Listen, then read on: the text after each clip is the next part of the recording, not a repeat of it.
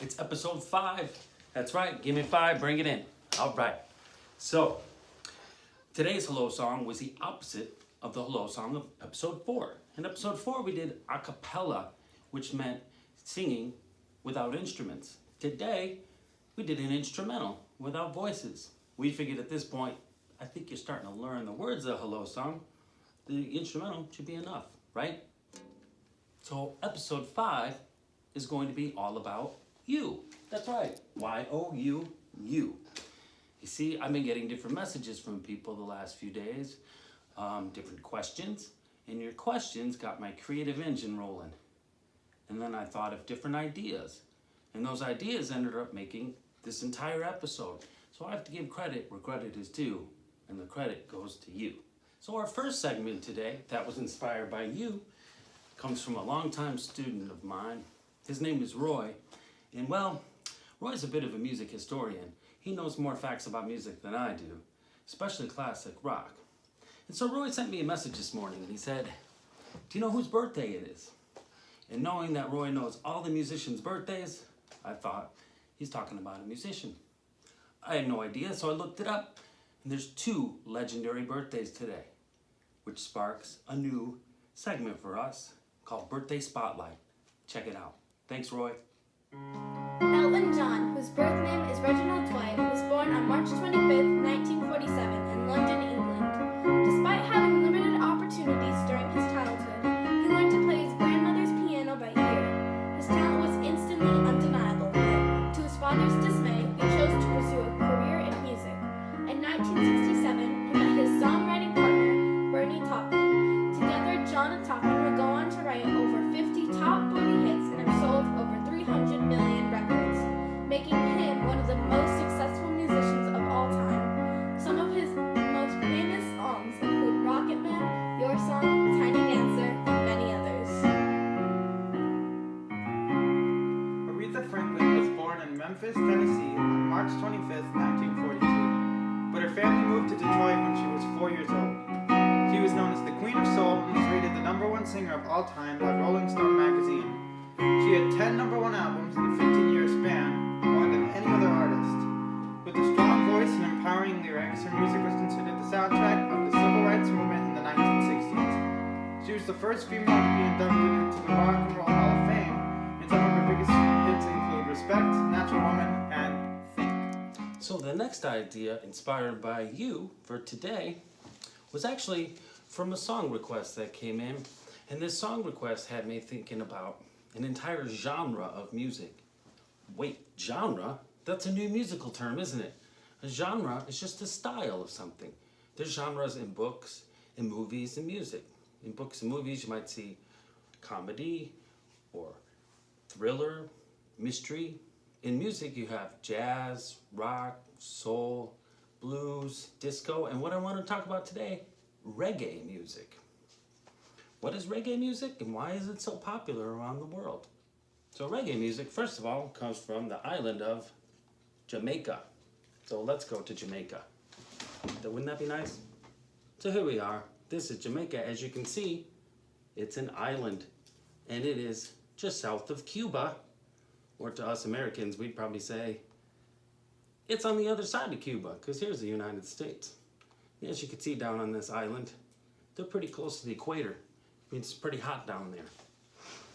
And why do people like reggae music so much?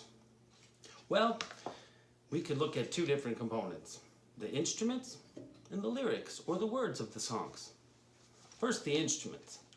You see, music on the island of Jamaica is kind of comprised of music from all other continents. R&B and jazz music from North America, Latin music from South America, and African rhythms from Africa, all combined into this one genre, which is probably why people all over the world enjoy it. Plus, it's a genre that usually has slower, more relaxed tempos, so it's calming to people while they listen. So the lyrics, or the words of a song to reggae music, have a common theme, usually freedom, equality, and treating people with kindness. Those are themes people all around the globe can relate to. So today's Black Key song is going to be in the style of reggae music as well as today's request. Okay, So if you remember, back in episode 1 of the first things we did was play a little improv or freestyle on the black keys. We did it in a blues style, and I mentioned that we could do it in other styles too. So seeing that today we're talking a little bit about reggae music, we're going to do a black key jam in the style of reggae music. Remember, you can play anything you want on the black keys. Riley will show you a little bit of it here on the piano while we play, and then you could switch to the shakers and let them take over. And Noah's over here on the drums. Ready? A 1, a 2, a 1, 2, here we go.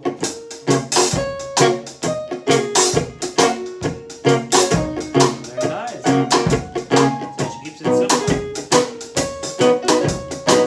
All right, man. Jump on.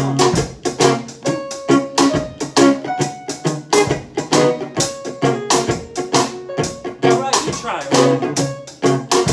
Let's get some shakers in the one. All right.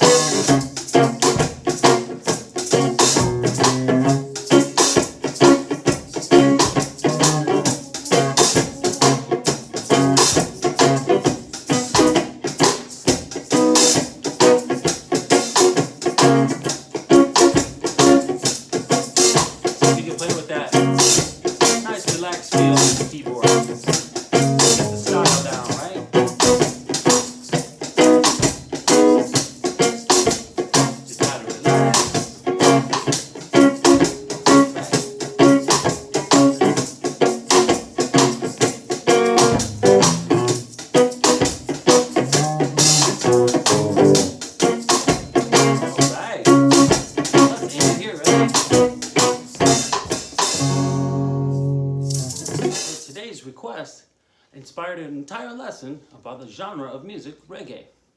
So today's request, as I said, goes out to Mr. B's class. They like 3 Little Birds by Bob Marley. And Bob Marley, he's by far the most popular reggae musician of all time. So here we go. Here's for you, Mr. B's class, 3 Little Birds. 1, 2, 3.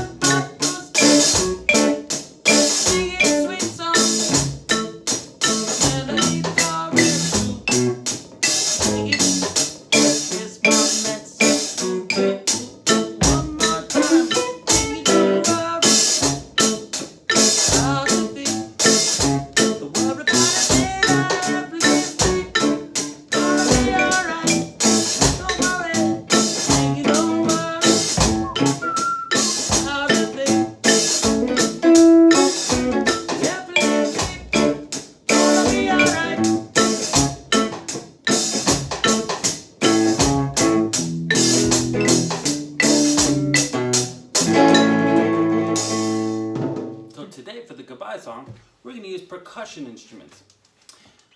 In upcoming episodes, we'll talk about the families of instruments in music, but for today, I'll just let you know that percussion instruments are any instruments you shake, rattle, or tap. They're usually considered rhythm instruments and don't really have a particular pitch. Plus, stick around for upcoming episodes where I'll show you some things we could do at home for fun. But for now, we're going to play some percussion instruments. Noah here has a djembe, Riley's playing the guiro, and I'm playing this instrument, this box you can sit on called a cajon. So we're going to play some percussion.